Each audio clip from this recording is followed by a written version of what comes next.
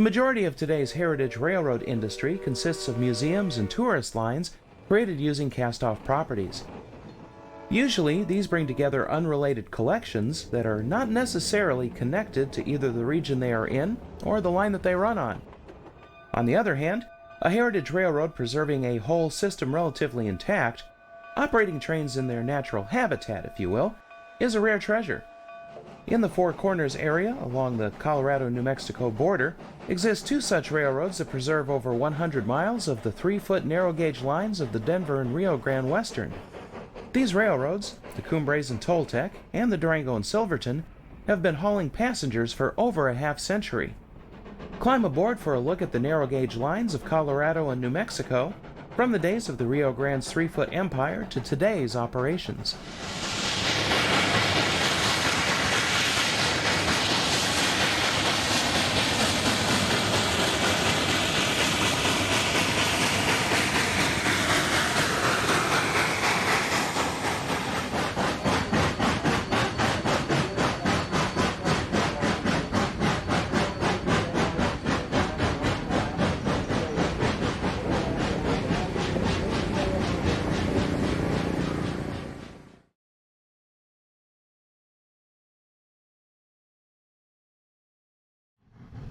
With a K-37 Mikado leading and a K-36 mid-train helper, a train traverses Tanglefoot Curve on the approach to the summit of Cumbres Pass. Construction of this portion of the Rio Grande's narrow-gauge empire arrived here in 1880 and was completed to Chama on December 31st of that year.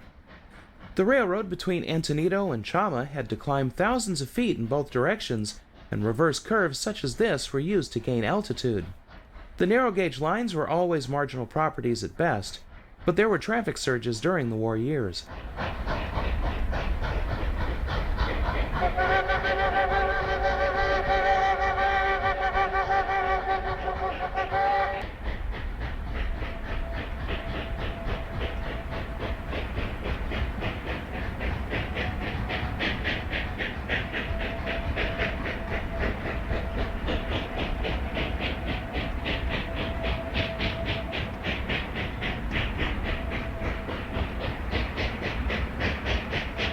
A crewman is seen climbing the hill to board his train's locomotive after getting off the caboose.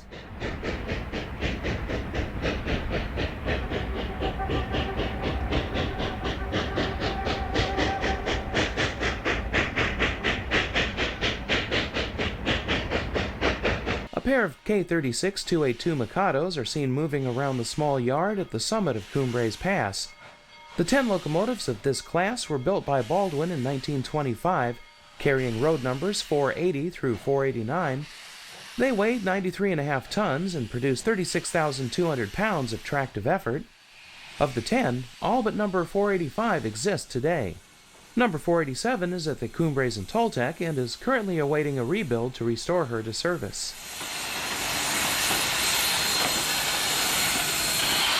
K-37 number 498 leads a train of empty gondolas down grade. The narrow gauge saw a surge of coal traffic during the Second World War, but like most other traffic would see a steep decline following the war years.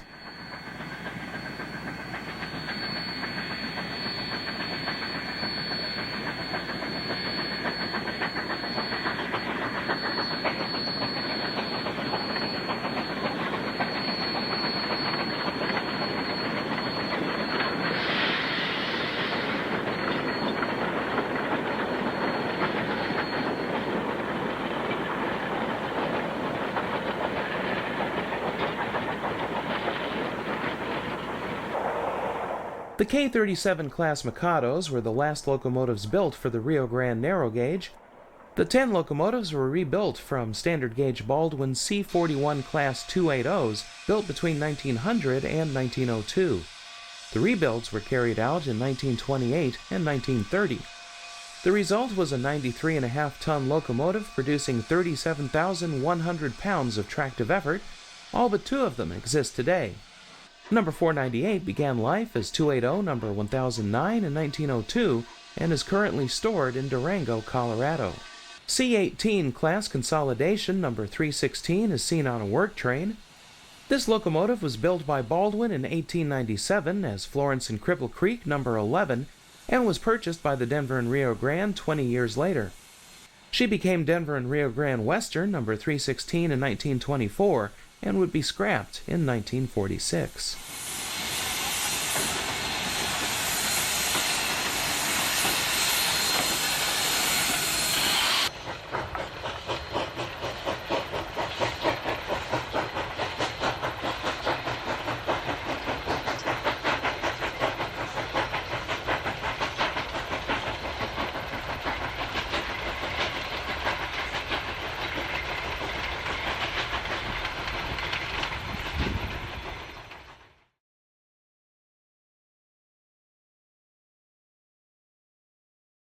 The San Juan prepares to depart Alamosa, Colorado.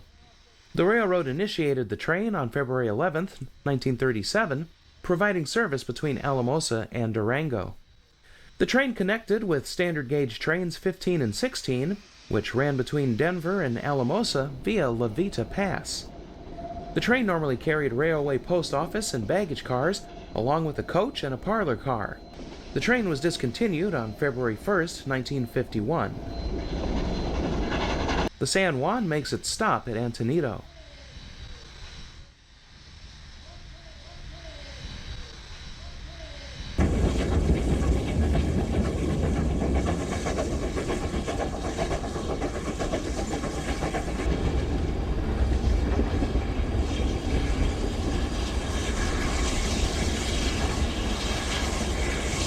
The San Juan rounds Windy Point and reaches the summit of Cumbres Pass.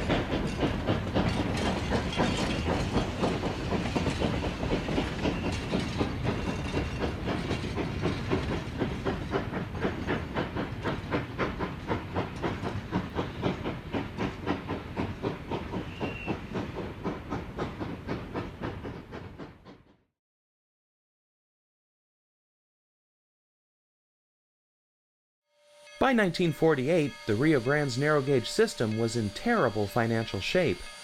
The railroad spent nearly $1.72 for every dollar of revenue just to keep the trains running. But a temporary savior came in 1951 in the form of a traffic surge caused by a boom in the oil and gas fields around Farmington, New Mexico. Traffic would peak in 1956 and then began to decline again. In this sequence, K37 number 499 and K36 number 488 are seen being prepared at Chama for the assault on Cumbres Pass with an eastbound freight.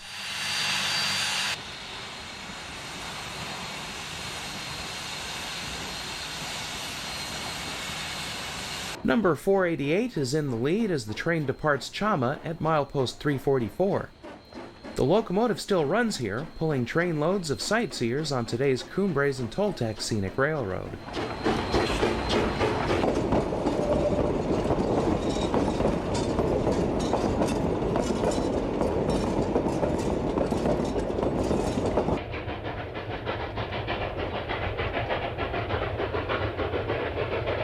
East of Chama at milepost 340, the train crosses Lobato Trestle over Wolf Creek.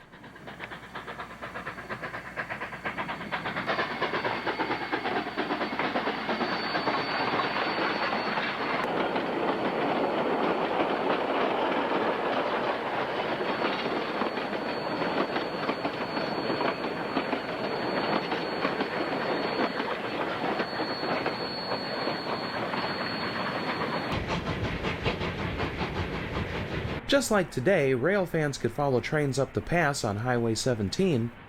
Unlike today, the road was not paved.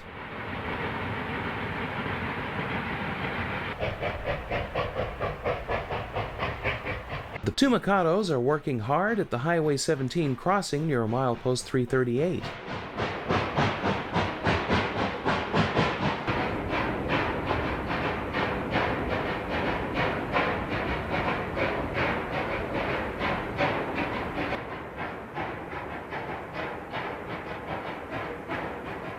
At the summit of the pass, the locomotives are turned to run light back to Chama.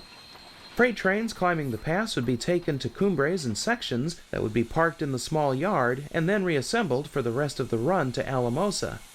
Crews working trains between Durango and Alamosa could take 3 days to make the entire trip, laying over at Chama.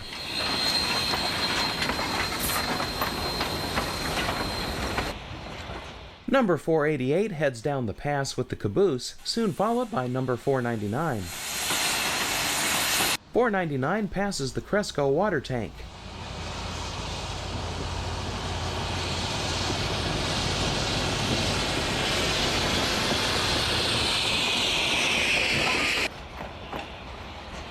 .488 and the caboose cross Lobato Trestle.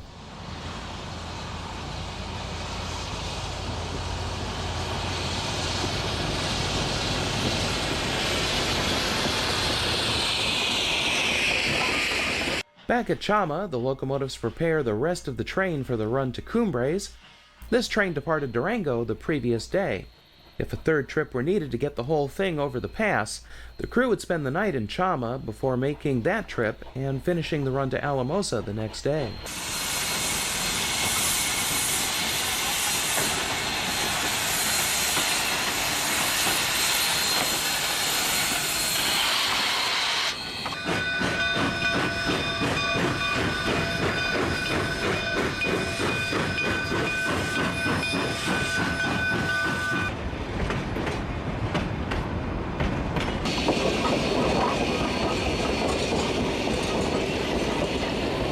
The train passes in the Narrows east of Chama.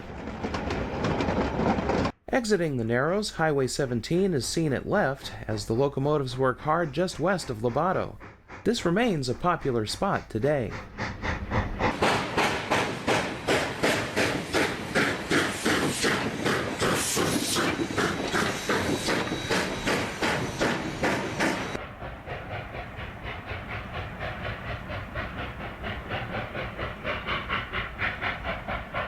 .499 leads the assault, with .488 pushing at the crossing near milepost 338.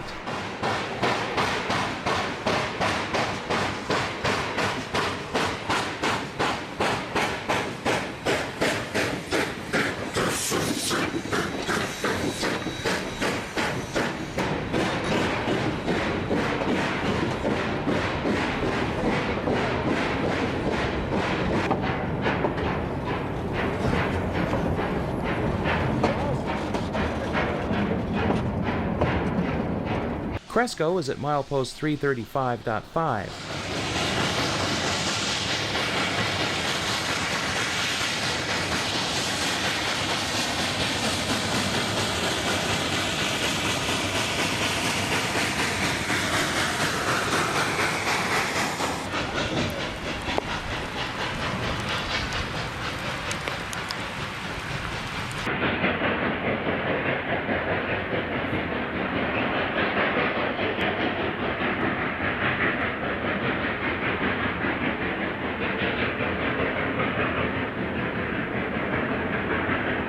The train crosses Highway 17 again at Coxo.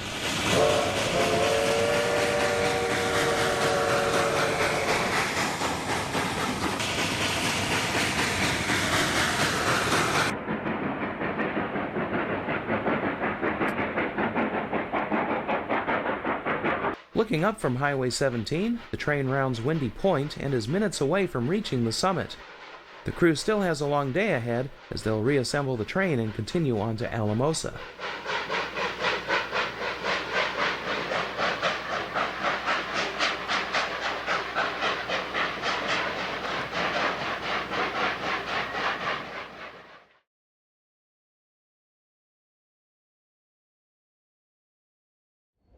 In the years following World War II, tourism became an increasingly important part of the American economy. Almost amazingly, tourists discovered the scenic wonder of the branch between Durango and Silverton, Colorado. To accommodate them, the Rio Grande began operating trains number 461 and 462, the Silverton, on June 24, 1947. These took the place of Tuesday and Saturday only mixed trains carrying the same numbers and operated through the summer and early fall months. As freight traffic dwindled, what little remained would often move on the Silverton during the 50s. Ridership was a little less than 3,500 in 1947 and had grown to over 12,000 in 1953. By 1960, that figure would reach nearly 36,000. Just as today, the remote branch following the Animas River was a scenic wonder.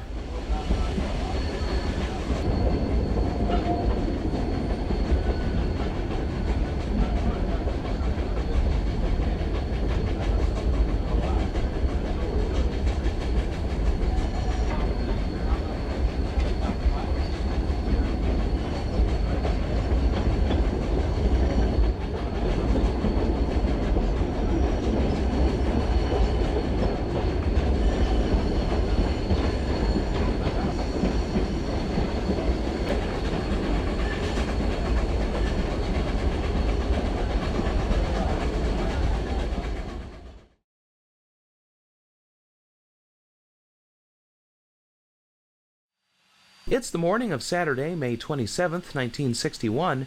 We are in the yard at Alamosa, Colorado, preparing to climb aboard a Rocky Mountain Railroad Club excursion over the narrow gauge. Beginning in 1954, the club began sponsoring 3-day outings that would traverse the line to Silverton, overnighting in Durango in both directions.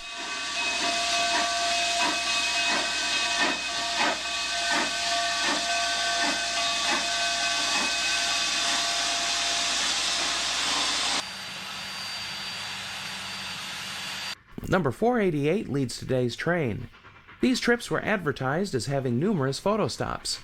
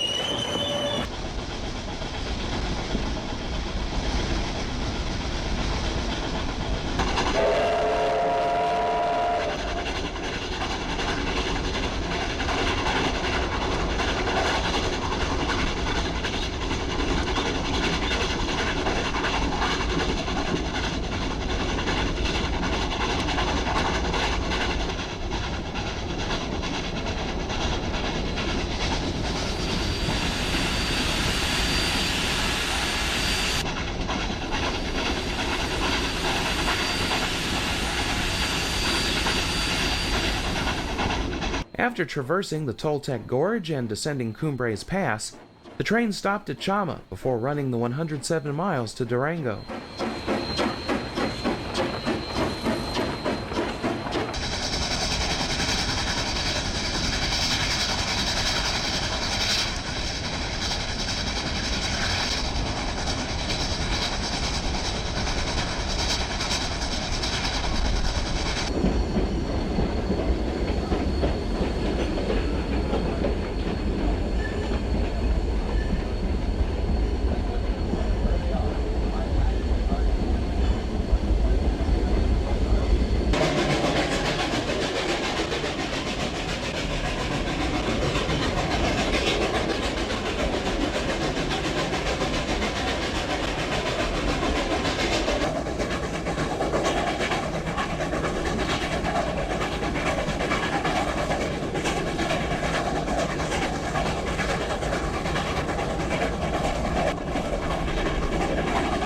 It would be nearly dark by the time the train arrived in Durango.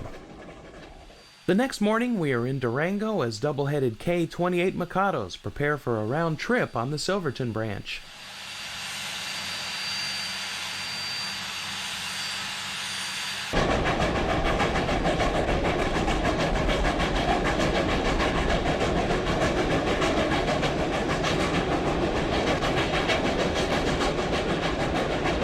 Just as it is today, the scenic highlight was the High Line as the track traverses a narrow shelf high above the Animas River.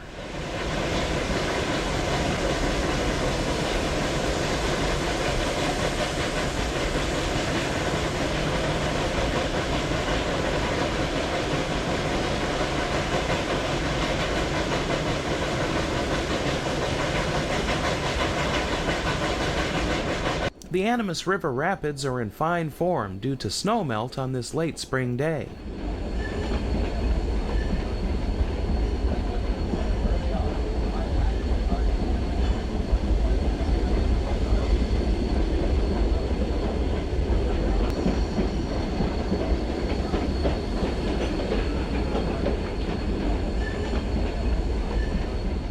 The railroad reached Durango in July of 1881, but it took another year to complete the railroad to Silverton. The line was completed on July 8, 1882.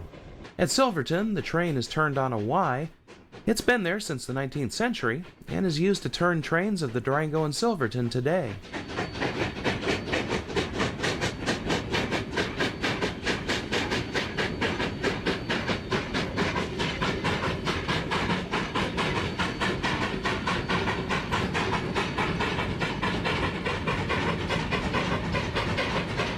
The next morning, we're back in Durango and preparing for the journey back to Alamosa.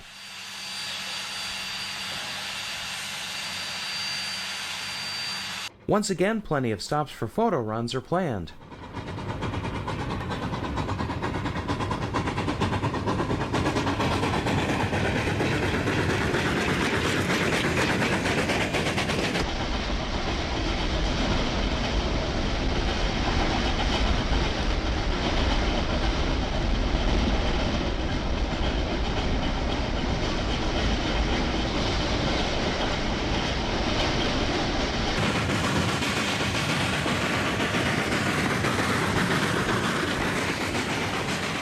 A number of locals at Chama made a few bucks by hiring themselves and their vehicles out for passengers who wanted to chase the special up Cumbres Pass.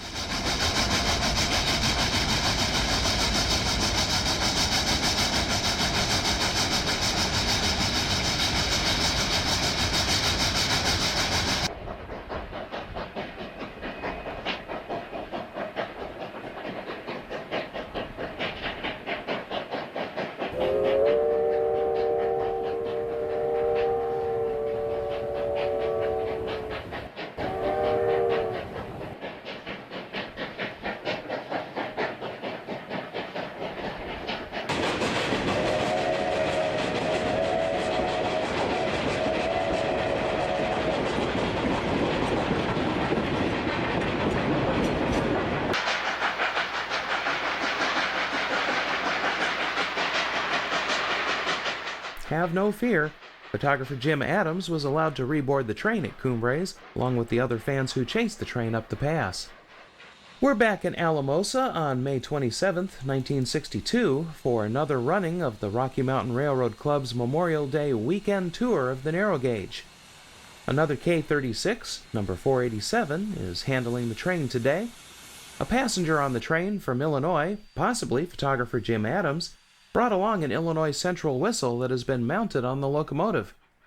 As always, photo stops, if not food and lodging, are included in the $20 ticket price.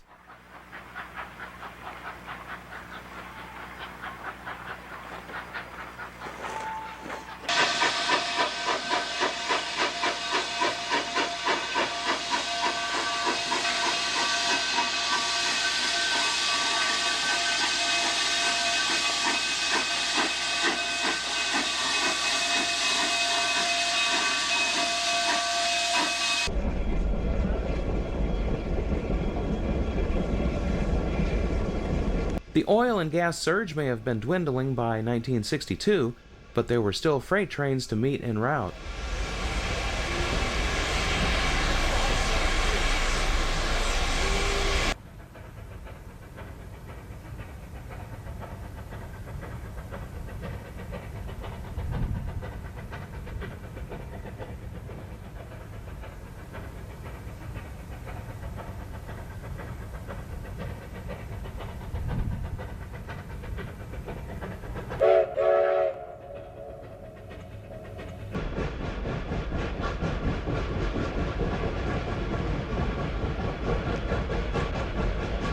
train makes a stop at Cumbres and takes water before descending the grade to Chama.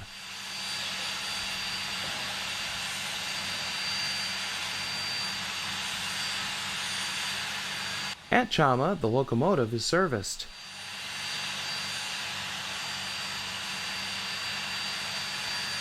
From Chama, it's on to Durango.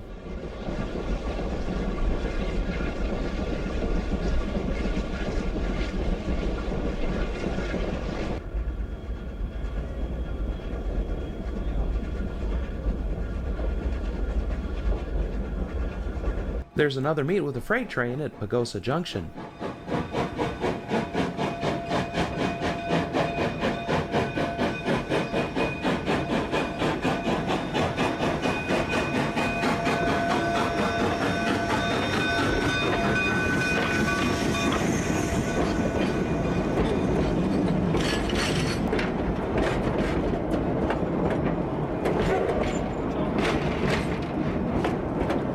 The next day, we are riding behind K28, number 473, on the Silverton branch.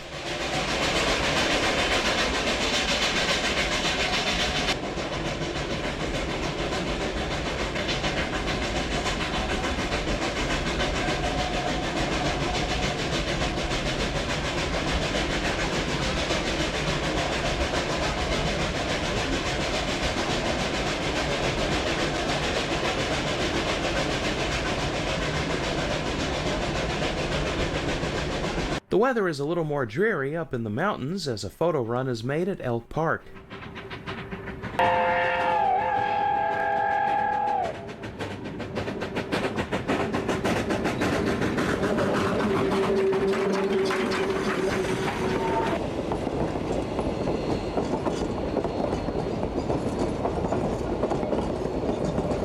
Not only is the Animas River flowing with snowmelt, there is still leftover snow on the ground.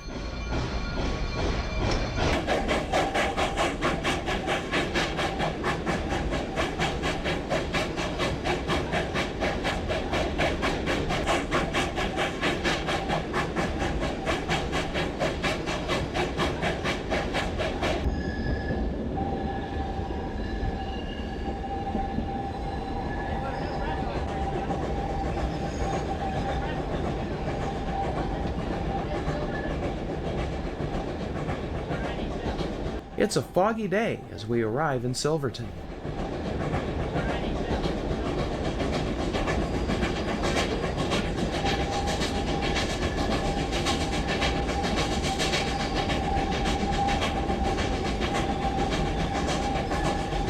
The next morning, number 487 is back at the head of the train for the return from Durango to Alamosa.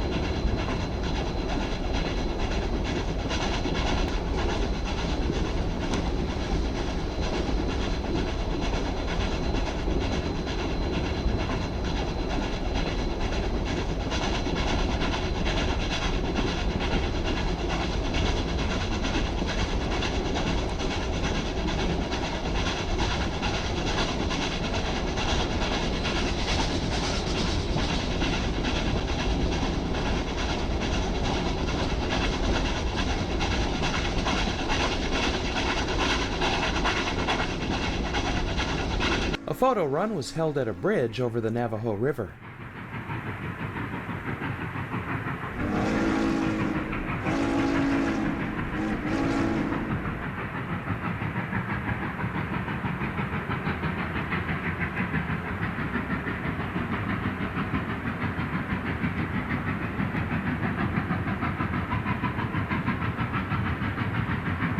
At Lumberton, New Mexico, the excursion went in the siding to meet a Durango-bound freight.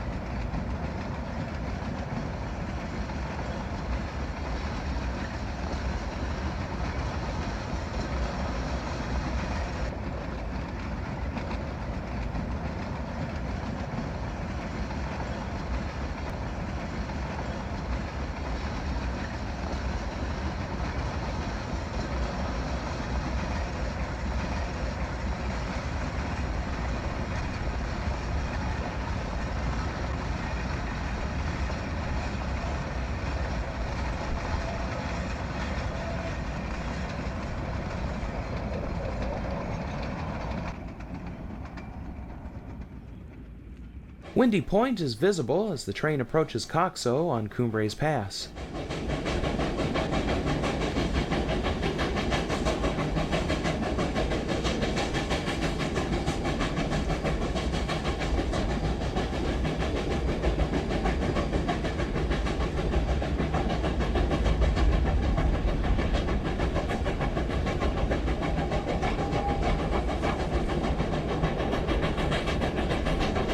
A photo run was done on Cumbres Pass at Windy Point.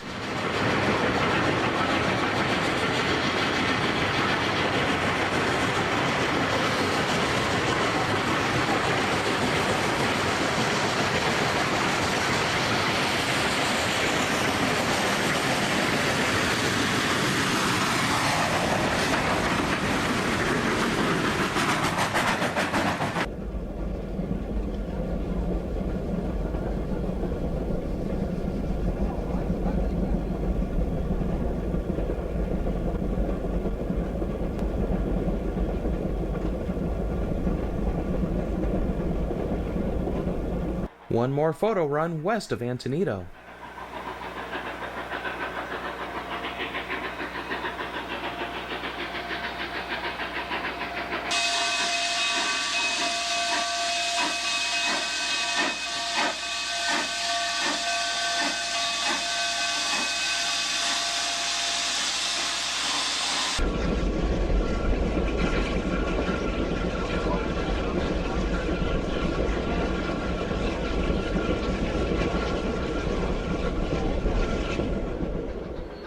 Photographer Jim Adams returned for the 1963 Rocky Mountain Railroad Club excursion.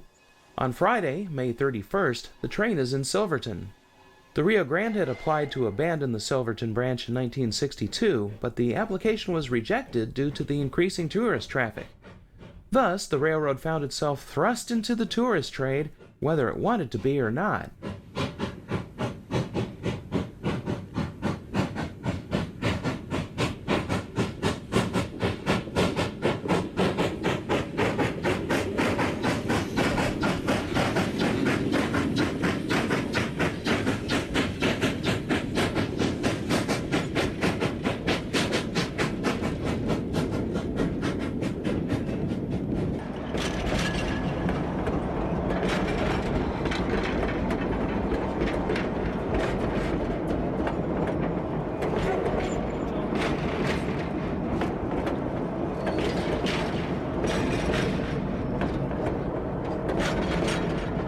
On the return leg to Alamosa on June 1st, another photo run was made at Windy Point.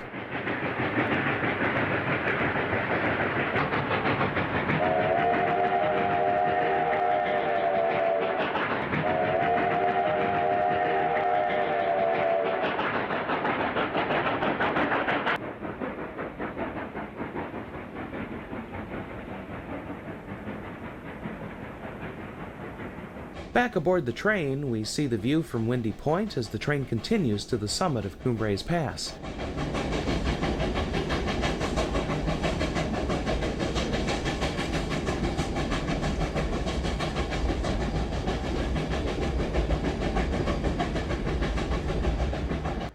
Jim Adams returned for one more Rocky Mountain Railroad Club excursion in 1964. On May 29th, the photo run was held at Osier. Today, this is the meeting point for the daily trains of the Cumbres and Toltec.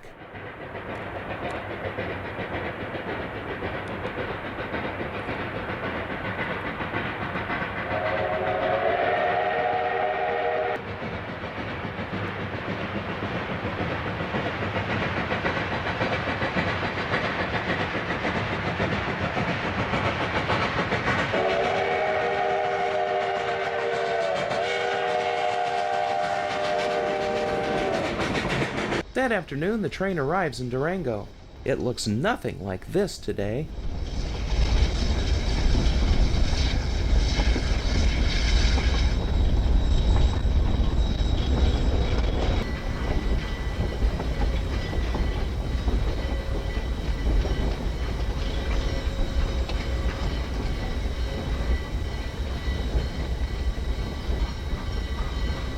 The next day finds us traversing the High Line on the Silverton branch.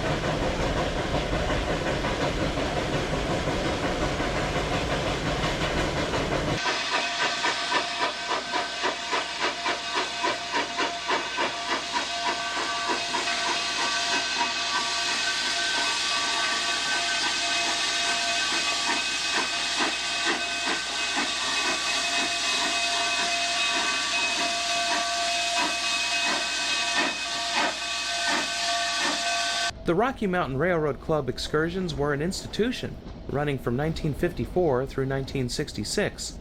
Popular excursions would not be enough to save the narrow gauge, of course.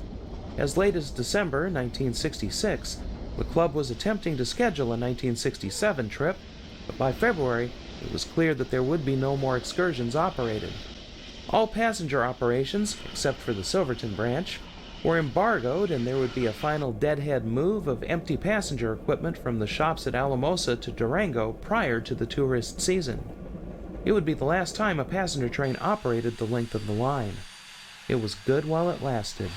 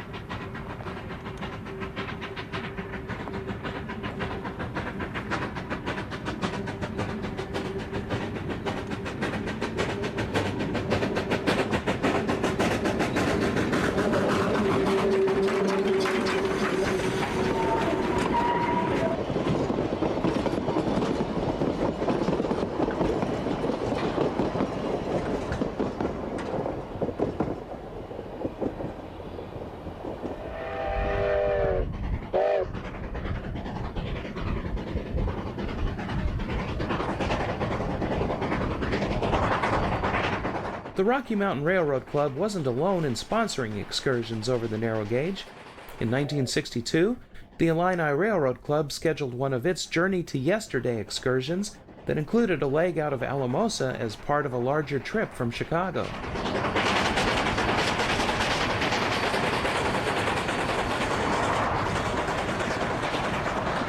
Photographer Don Maurice chased the train on the dual-gauge line to Antonito and on to Chama.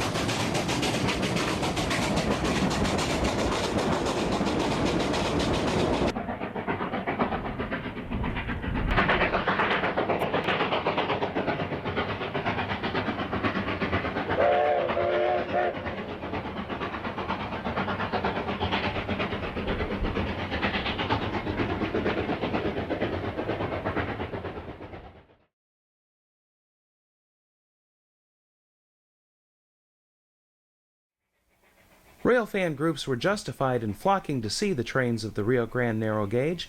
It was clear they were on borrowed time. In fact, they had outlived the other narrow gauge railroads that had once populated the area. Names such as the Rio Grande Southern and the Silverton and Northern were long gone. Even the Rio Grande lines over Marshall Pass and to Santa Fe had been abandoned. Traffic on the lines to Durango and Farmington were in steep decline as the 60s progressed, and each year was thought to possibly be the last. In December of 1964, the railroad shut down due to snow and didn't reopen until May 12, 1965. Shippers didn't seem all that disturbed, and the Rio Grande was surprised that there was little protest due to the closure.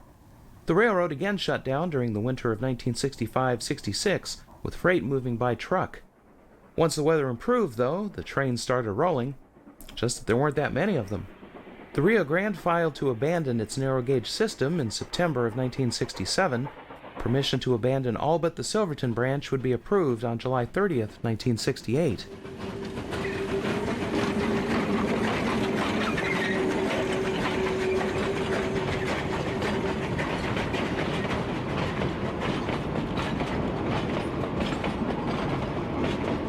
The things that made the narrow gauge so popular with fans were the very things that did it in.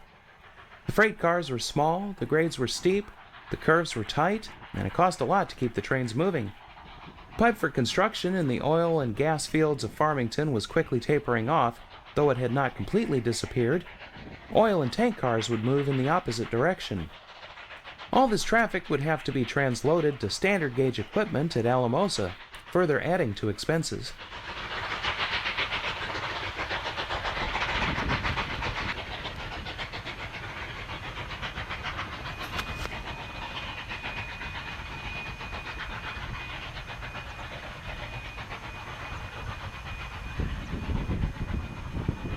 Heading toward Antonito and rounding Tanglefoot Curve after reaching the summit of Cumbres Pass, a helper drifts by light, soon followed by the train it had helped from Chama.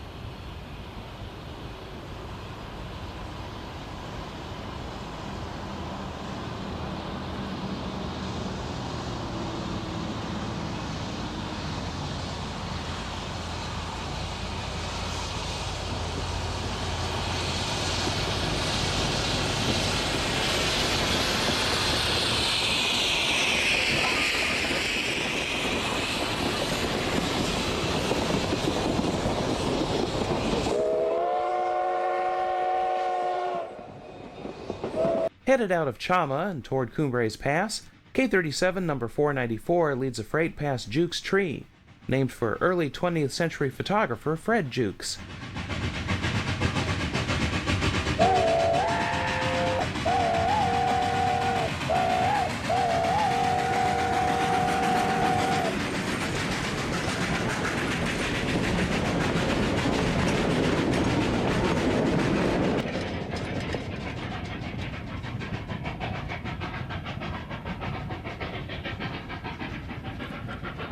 The same train passes Lobato Trestle.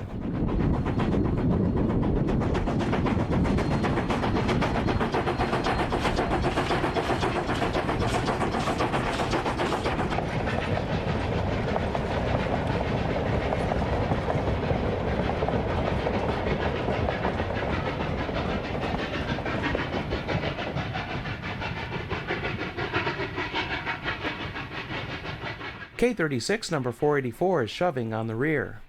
The train nears Cumbres at Windy Point.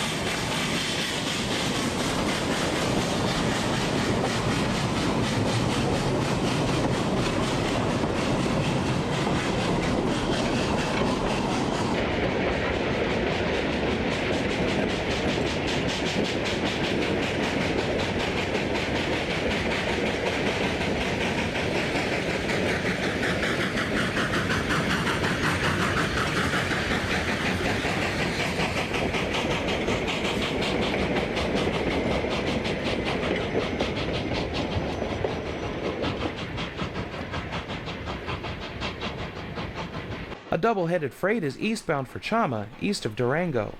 Photographer Don Maurice would catch the train 2 more times on tracks that are gone today.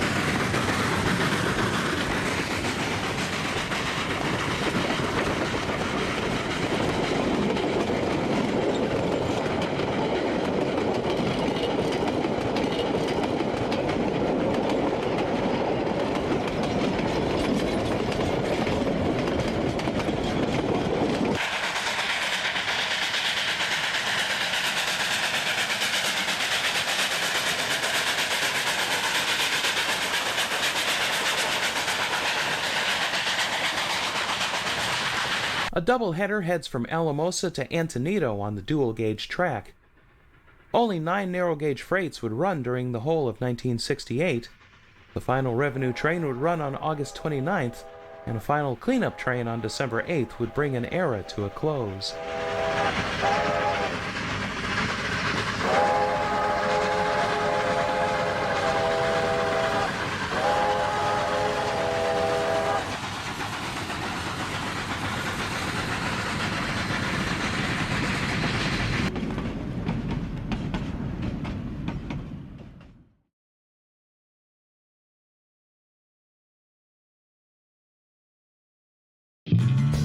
Abandonment of the narrow gauge lines east of Durango left the Silverton branch a disconnected outpost on the Rio Grande system. It was the line the railroad didn't quite know what to do with and didn't really want, but tourists continued to flock to Durango to ride this throwback to an earlier era. The three remaining K-28 class Mikados, numbers 473, 476, and 478, continued to ply the line as they had for decades. In fact, they were the heaviest locomotives the Rio Grande permitted to operate on the line. Even as the Rio Grande continued to operate the Silverton, it was no secret that the railroad would entertain serious offers to take the line off its hands. In the spring of 1979, the railroad announced that it had agreed to a contract for the sale of the Silverton branch to Florida citrus grower Charles Bradshaw. Regulatory approval would push back the finalization of the deal, but the last run of the Rio Grande Silverton was made on October 5, 1980. On March 25, 1981, ownership was transferred and the line became the new Durango and Silverton Narrow Gauge Railroad. The Durango and Silverton began operations on May 23, 1981. Included in the sale were several locomotives that had been stored in Alamosa, K-36 number 480, and K-37s 493 and 498.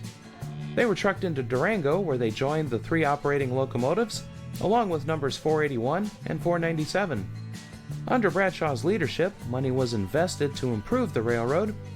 This included the addition of passing sidings to allow more trains, and making improvements to allow the heavier K-36 and K-37 locomotives to operate to Silverton.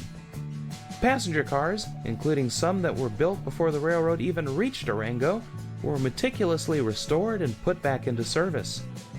Several cars were converted for use as concession cars, and open-air cars were converted from old freight cars, joining several more converted by the Rio Grande in the 60s. Efforts were made to increase ridership, and during the peak of the season, up to 4 round trips were operated daily. Ridership exceeded 100,000 passengers in 1981.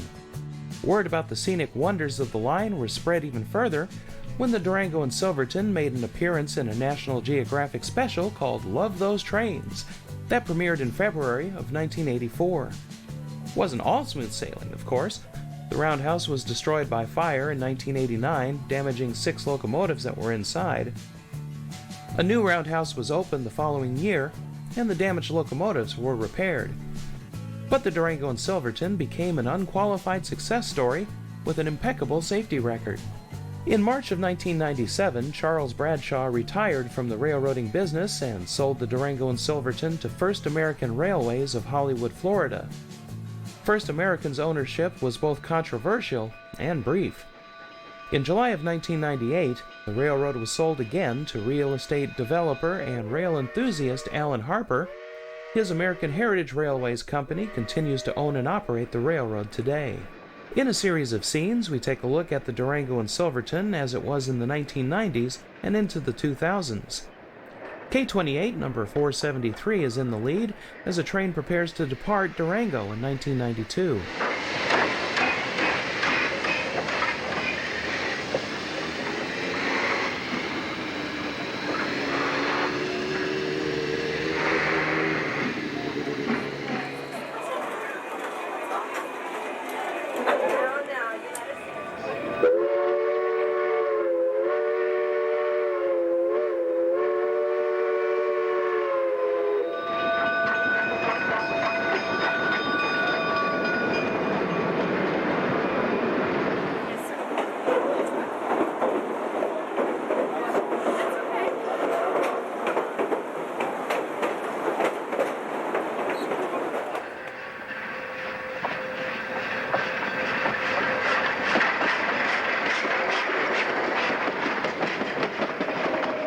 portion of the railroad between Durango and Hermosa features the fastest running.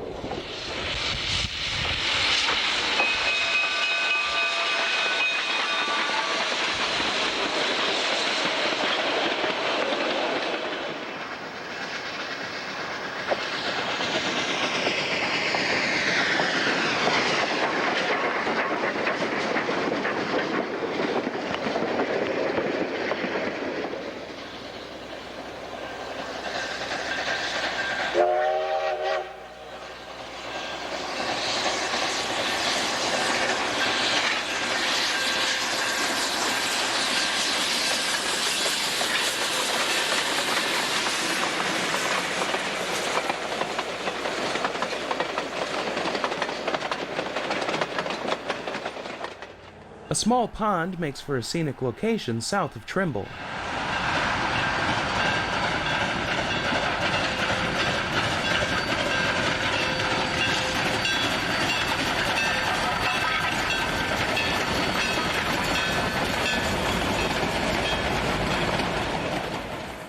The train works up grade north of Hermosa.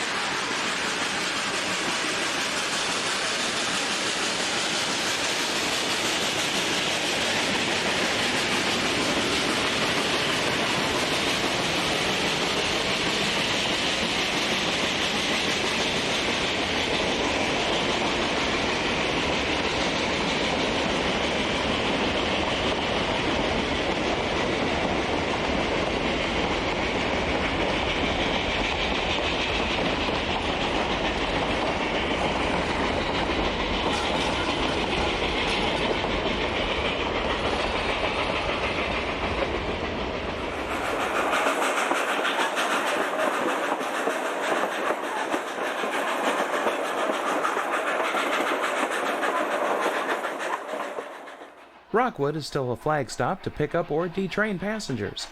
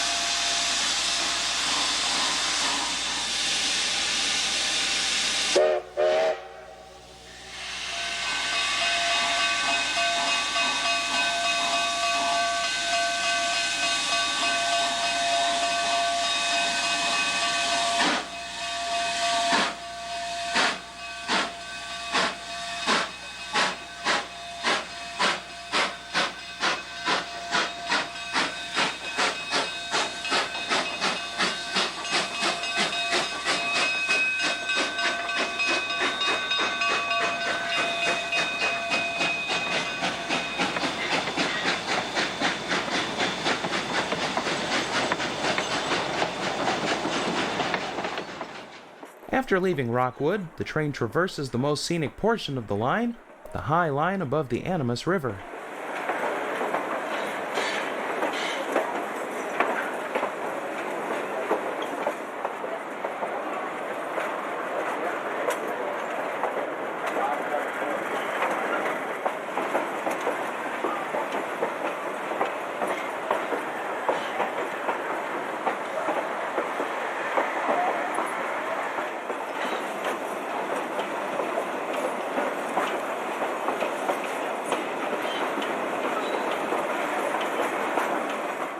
Leaving the high line behind, the train crosses the Animas River. The tracks will follow the river for 25 miles all the way to Silverton.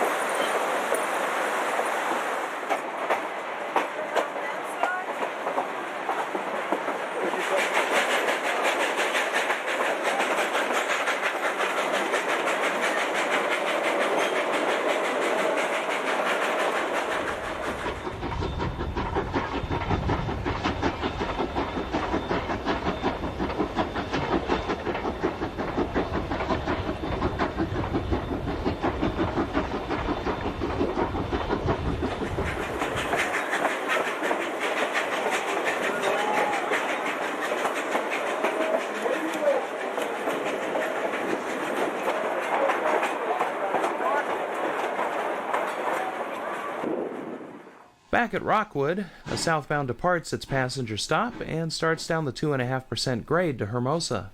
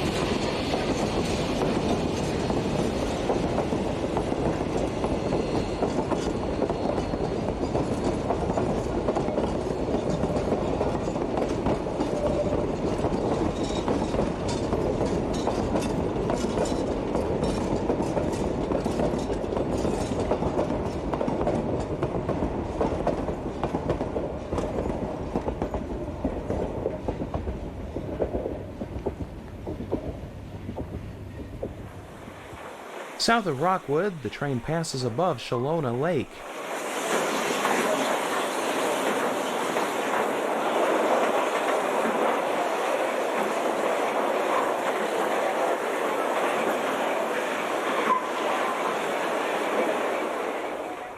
Entering the relatively flat portion of the line, the southbound train crosses the short bridge at Hermosa.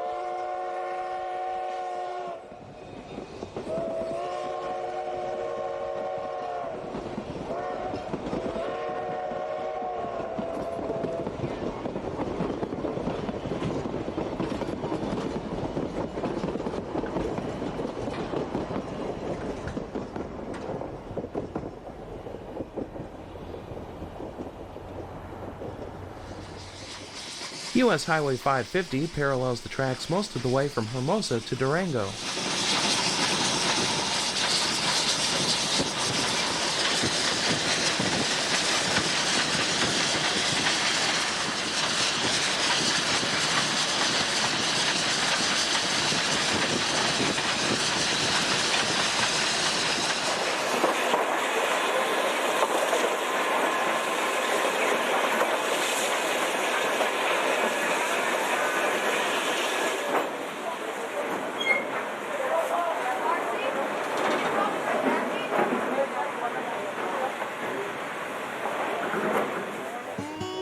While the future of the Silverton branch was secure due to tourist traffic, the rest of the narrow gauge system faced a much bleaker future. After the final cleanup train ran on December 8, 1968, the rails between Antonito, Durango, and Farmington fell silent. The Rio Grande estimated the scrap value of the line at over $1 million, but agreed not to remove the rails while efforts were underway to preserve at least part of the line. The states of Colorado and New Mexico studied teaming up to preserve the line, particularly the 64 miles between Antonito and Chama. The deal was sealed over the summer of 1970, and the Cumbres Toltec Scenic Railroad Commission was created to oversee the line, even as the Rio Grande removed rails west of Chama. For much of its history, the commission contracted with third-party operators to run the railroad. Then in 2012, the commission formed the Cumbres Toltec Operating LLC to operate the railroad itself. When the Cumbres Toltec began operations in 1971, passenger trains consisted of coaches converted from boxcars, as the Rio Grande's passenger car fleet remained on the Silverton branch. The early fleet of 18 cars was pulled by K36's 483 and 484, soon joined by 487. Number 483 was retired in 1977, but 488 and 489 were soon added to the active roster. More coaches were constructed through the 80s and 90s, and the railroad quickly became a tourist destination in its own right. K36's 488 and 484 double head out of Chama with a heavy train.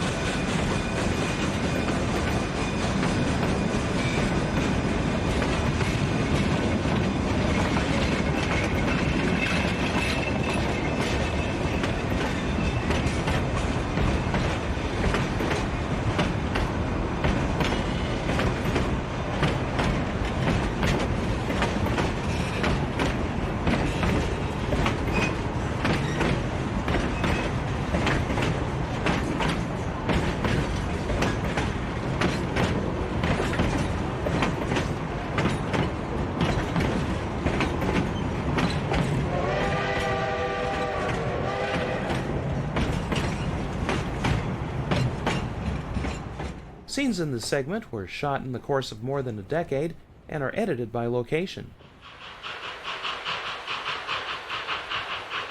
Leaving Chama, 489 and train crossed the bridge over the Rio Chama and past Jukes Tree.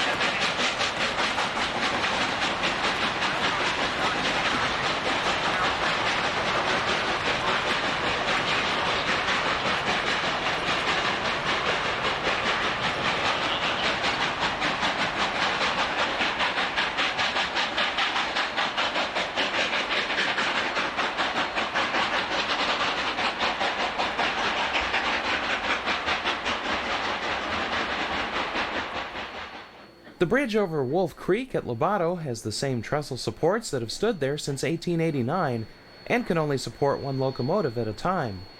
A triple header stops and each locomotive passes over the bridge, with the third pulling the train.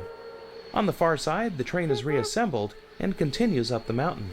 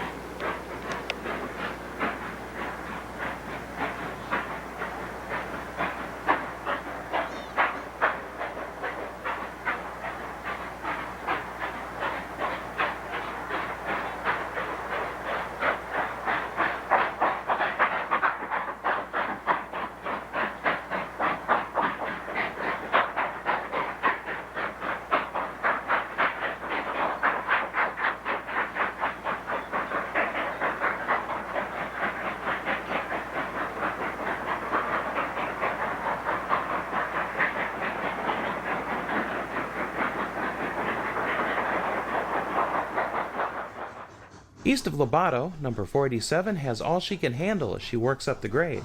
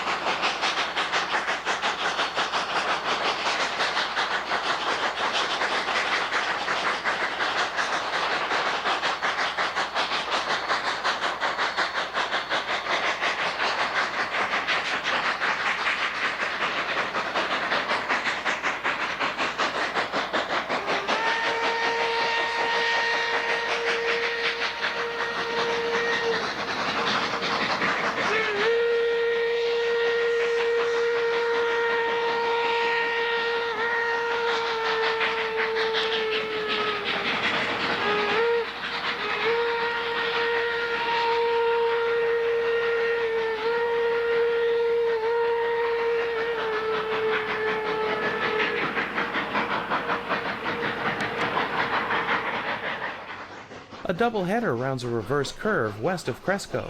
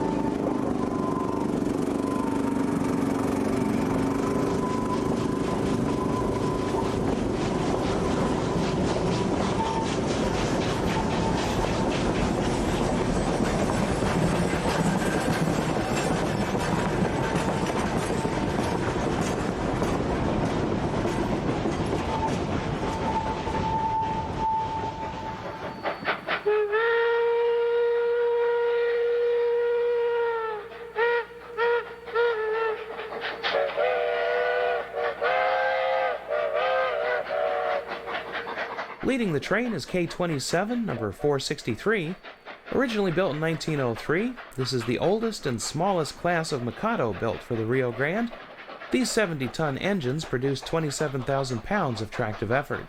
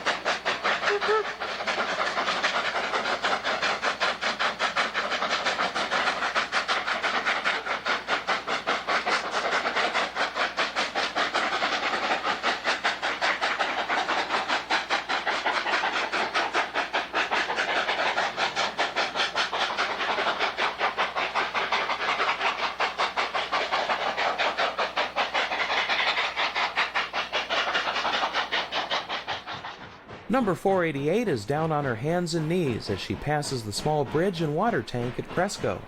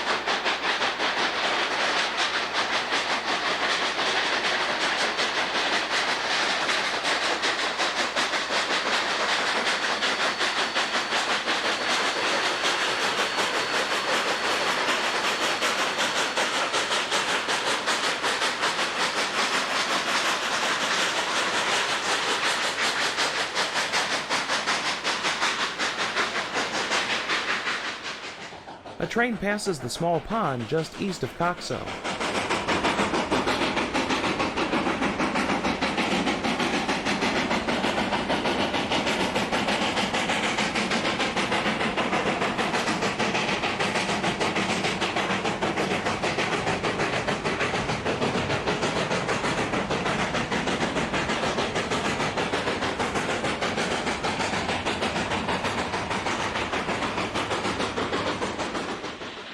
A train crosses Highway 17 at Coxo.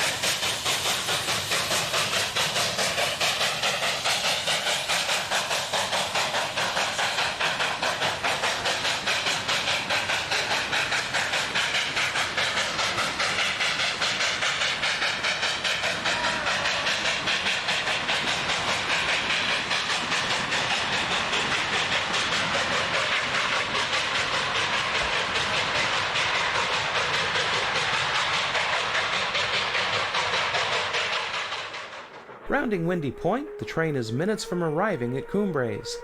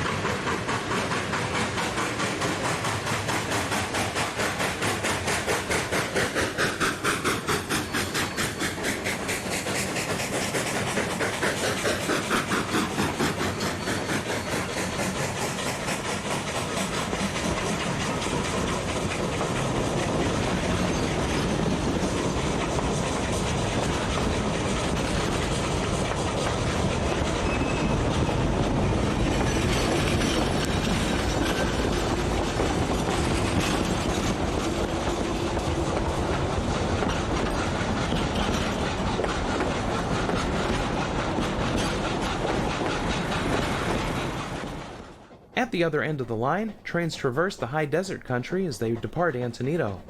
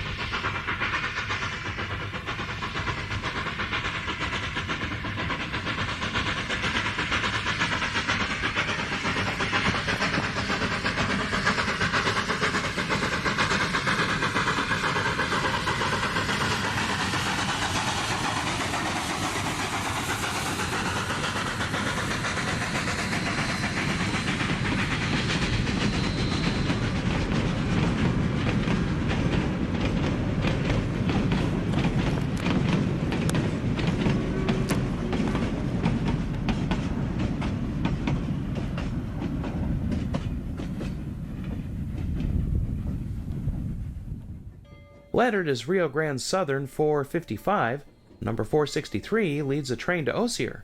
The real 455 went to the Rio Grande Southern in 1939 and was scrapped in 1953 when the railroad was abandoned.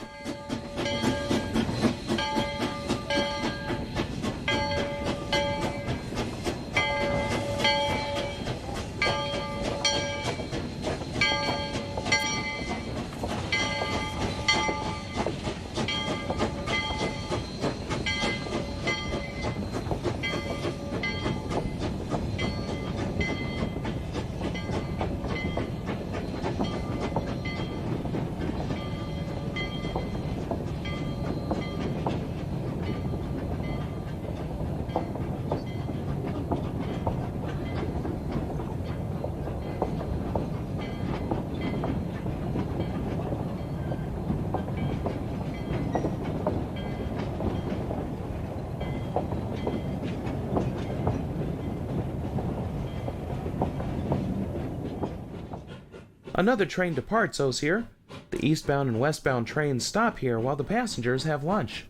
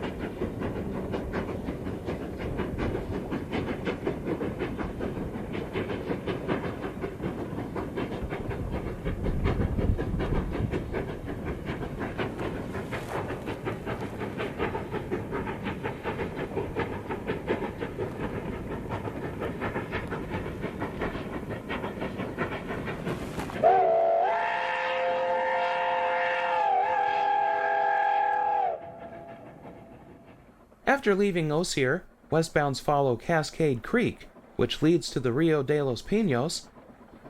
Following the river up the valley, the train then rounds the Los Pinos horseshoe curve.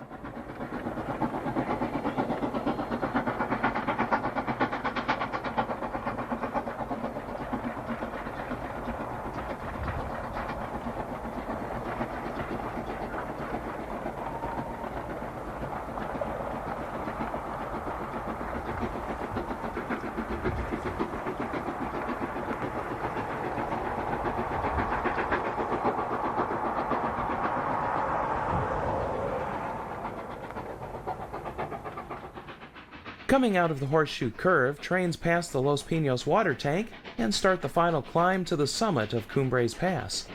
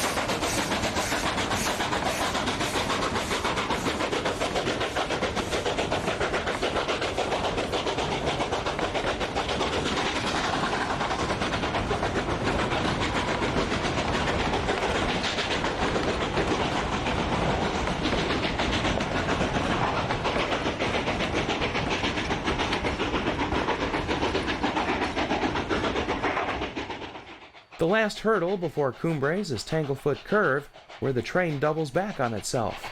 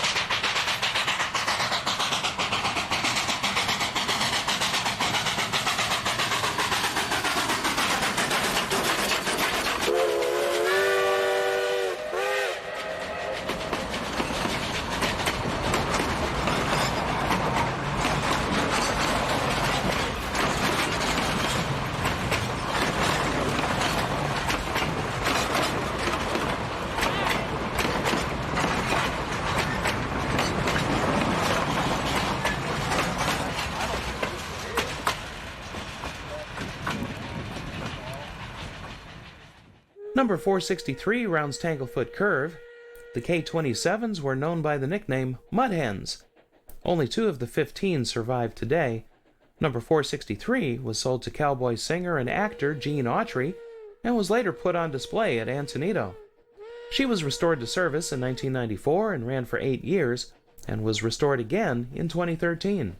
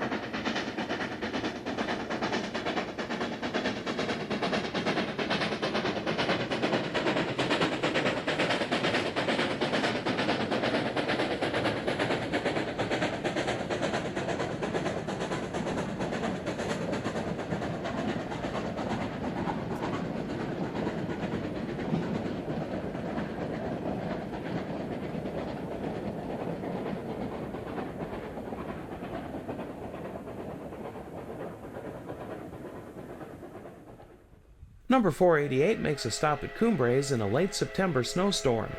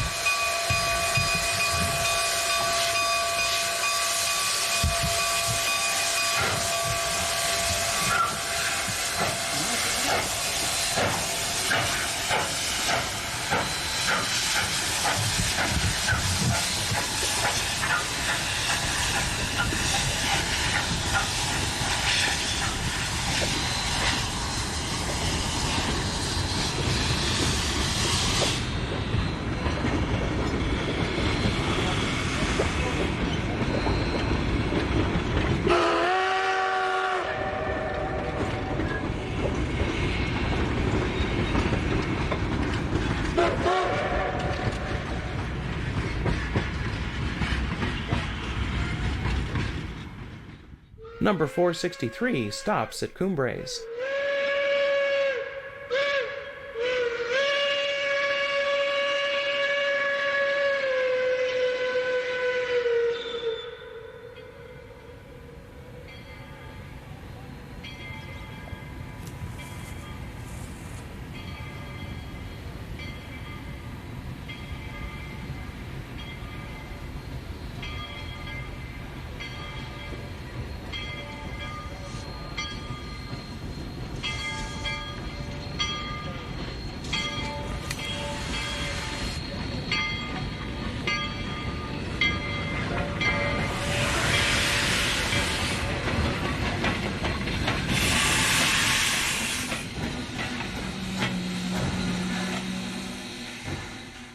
On a rainy summer day, a helper was called to the rescue when number 484 stalled just west of Lobato.